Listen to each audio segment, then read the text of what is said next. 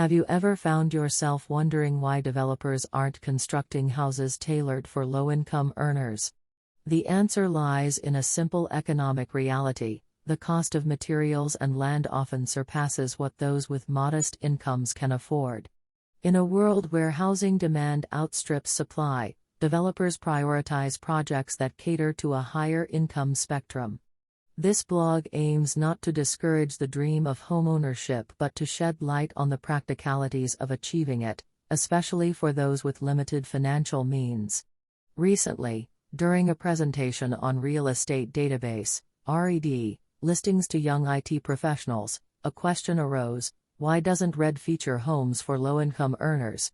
The term low income was loosely defined as earning around $300,000.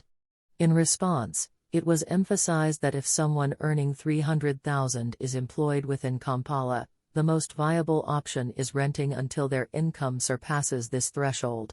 Consider this: with a $300,000 income in Kampala, how much/long can you save to be able to buy a plot?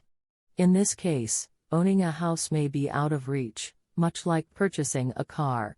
The financial strain of owning and maintaining a vehicle could quickly erode the limited income, making public transport a more sensible choice.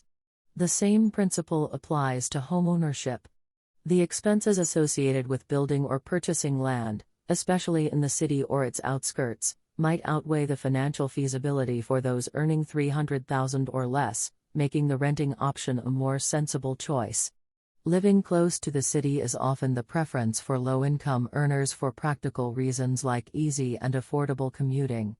However, the paradox lies in the fact that land near the city is more expensive, making it unattainable for those with modest incomes.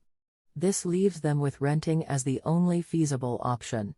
If you find yourself earning $300,000 or less in Kampala, the daunting task of saving for land and building a foundation becomes a reality check. Factor in the continuously escalating land prices in the city's outskirts, and the equation becomes even more challenging. The math might not align in your favor, leading to the realization that renting is the only immediate option while you patiently arrange for your income to grow. For those with aspirations of homeownership, saving any amount that could facilitate land purchase within a 5-year timeframe also becomes a viable option. However, this is not always a straightforward path, and meticulous financial planning is essential. Renting may be the only immediate solution, but the key lies in keeping track of your financial progress and understanding when the time is right to transition from renting to owning.